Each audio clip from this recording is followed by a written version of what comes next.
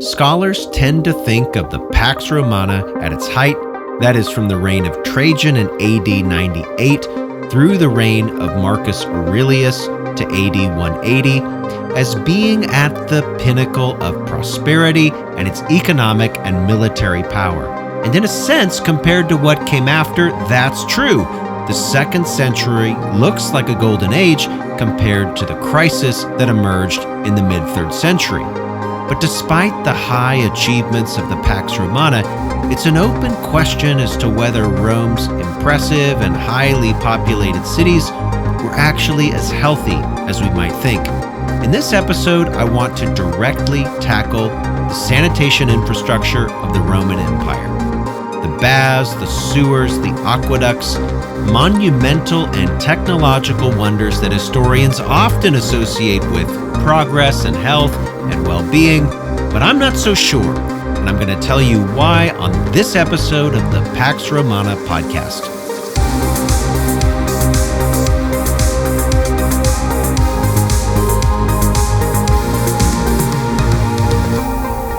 Episode 41, Aqueducts, Baths, and Sewers, Sanitation of the Roman Empire. For the next few episodes, I'm going to draw from my new book, Pax Romana, The Plague That Shook the Roman World. One of the arguments of the book is that the Pax Romana often gets a much nicer treatment than it deserves, and that includes even in areas like technology and sanitation.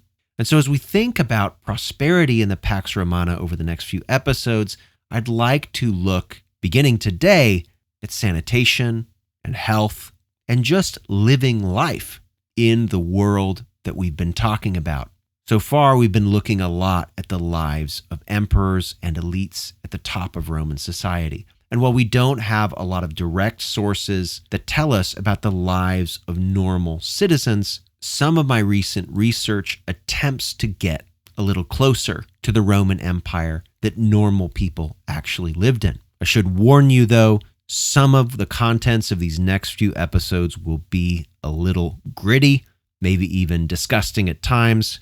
Roman cities were quite filthy and quite deadly. So make sure your stomach's in a good place, and let's go ahead and get to this episode. If you were ever to visit Pompeii, at the back corner of the city is the House of the Vetii, and it is a marvel of opulence. Go into the atrium.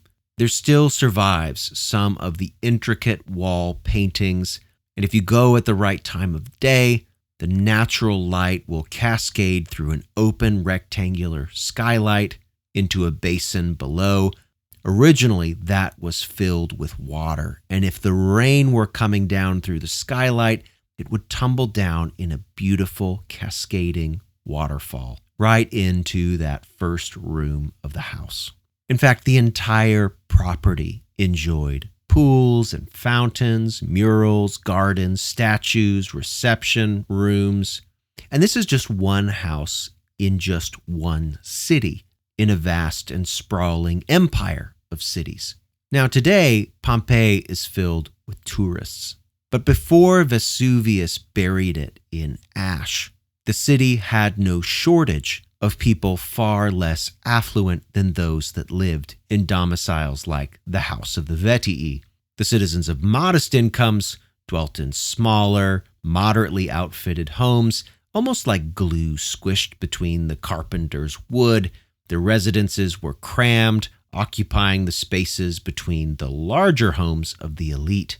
Many Pompeian citizens lived in tenement blocks, in cramped rooms, with very little furniture, just bedding. Sometimes more than one family would live in one of these apartment rooms.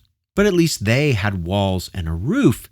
Perhaps thousands of inhabitants of Pompeii could not find regular housing. They slept in shadowy alleys, in bushes, some of them even with the dead in tombs. These transients might very well have huddled on cold nights against the very walls that made up elite houses, shielding them from the poverty just a few feet away.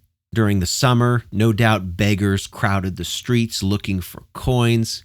Prostitutes advertised their prices and the things they were willing to do. We even have stories in the sources of alms seekers disrupting funerals and weddings and refusing to leave until they were paid. And so already we see a difference between modern cities and ancient cities. Many in the United States, for example, pay good money to live in gated communities or suburbs that function like them, but there was far less segregation in the neighborhoods of Roman cities. The reek of campfires, the burning of oil lamps easily made its way into the houses of elites. And likely one of the first signs that a person has been living in a Roman city for very long is the development of coughs and respiratory diseases as they suffocated on the sooty air. And inside, things weren't all that better. Domestic pets, but also uninvited rodents and vermin easily found their way into Roman houses, even those made of stone. And some of these uninvited guests were invisible to the naked eye. Water always had to be boiled, and if it wasn't, it was likely teeming with bacteria and parasites. Refuse was thrown out of the house and onto the street or into a back alley.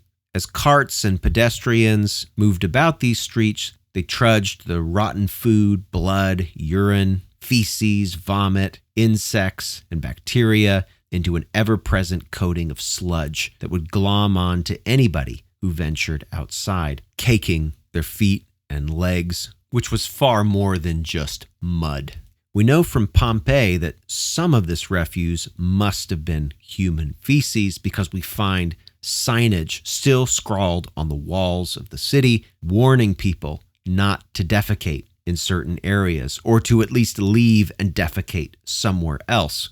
2 bright red inscriptions in one alley in between apartment buildings in Pompeii gives this warning: defecator, watch out for what might happen to you. Another etching reads, if you must defecate, pass by this place for good luck. But what about sewers? Didn't Rome have an impressive sewer system? Well, yes, they did, and so did a few other cities. But the sewers in Rome were largely meant to alleviate flooding and to drain standing water. Rome, after all, was built on a swamp, and the Tiber often flooded. And when that happened, far from cleaning Rome, the sewers became a constant source of rodents, pests, and noxious gases. Clogged sewers quickly became stinking cesspits. They were, of course, as you might imagine, great places for hiding bodies. In sewers in one city in Palestine, archaeologists found the remains of nearly 100 newborn babies.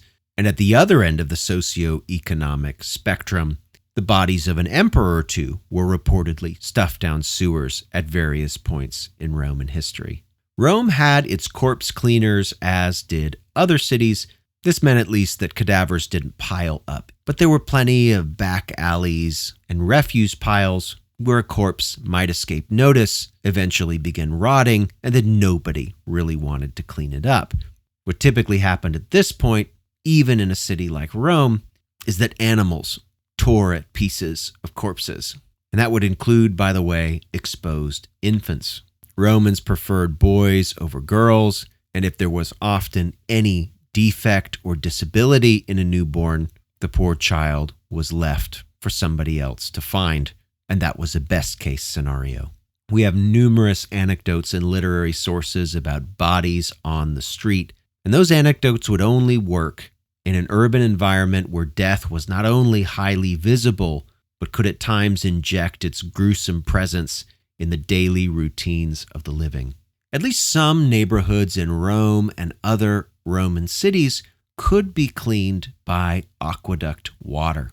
We know that during the 2nd century AD, Rome enjoyed 10 working aqueducts, and these supplied the city with millions of liters of fresh water each day. That's enough to provide 100 liters of water per person per day, but that's assuming that the water was for drinking. It's easy to imagine abundant fountains in the city of Rome providing drinking water. In fact, if you go to Rome to this day, you can't go more than 500 meters in any direction without finding running water available to drink or to wash your hands or feet. But the water that came in 2,000 years ago through the aqueducts was often unfit for drinking. It contained excessive fluorine and also was brought in with lead pipes. We have reports in the writings of the Greek physician Galen that at least one aqueduct gave people diarrhea when they drank its water. But most of the water brought in by the aqueducts did not go for drinking. It was purely for ornamental purposes, to create fountains and waterfalls in the meeting places, baths and barracks and arenas dedicated to the emperors. Only about 40% of the water from aqueducts went for private use, and these only to people wealthy enough to pay the Roman water tax. So while the aqueducts are impressive to behold and were a technological wonder, that was basically the point. The aqueducts were there to promote the glory of Rome, not to actually sanitize the city and provide drinking water for anybody who wanted it. Some of that aqueduct water went into city baths. And again, here we might get the wrong impression. When many of us in the Western world go to take a bath, the water is clean. We have soap and shampoo. It flows through a shower head or fills a tub for a brief period of time before we drain it out. Every time we take a bath or a shower, the water is fresh and clean and chemically treated. As you might imagine, none of these things applied to the bath water that the Romans enjoyed. That water was often tepid at best. It cycled purely through overflow and often just sat in bathhouses, which were basically urban ponds. Many doctors suggested that their sick patients go to the baths to wash off their infectious sores. The city's poorest prostitutes, which had no home of their own, found the bath a great place to do business with their customers. Of course, the Romans, like just about anybody throughout time, also peed in their bathwater. We have sources that actually discuss that too. Cockroaches and other bugs loved the damp and dark environment of Roman public baths. The Emperor Marcus Aurelius, in his Meditations, said of Roman baths, and he would have bathed in the nicest Roman baths, quote, "What is bathing when you think of it? Oil, sweat, filth, greasy water, everything revolting." That's Marcus Aurelius in his Meditations. So the sanitation infrastructure of the Pax Romana presents a complex picture. Even to this day, Rome's gleaming marbles and triumphant arches inspire the popular imagination, suggesting cities of wonders, technology, and sanitation. But 2,000 years ago, reality was far less glamorous. Many inhabitants of Roman cities endured a brutal existence, constantly battling poverty, disease, and just the elements themselves. And it's good to acknowledge these harsh realities alongside the stories of emperors and wars and other grand relics of the Pax Romana. The history of the Roman Empire, indeed even the Pax Romana, reminds us that the glitter of this empire masks a multitude of struggles for the majority of its citizens. We're reminded that while the Roman Empire was truly prosperous and powerful, like so much of the Pax Romana, not everything was exactly as it seemed. And so on the next episode, we'll continue to examine the prosperity of the Pax Romana while also examining the darker and grittier side of life in this mighty and terrifying empire.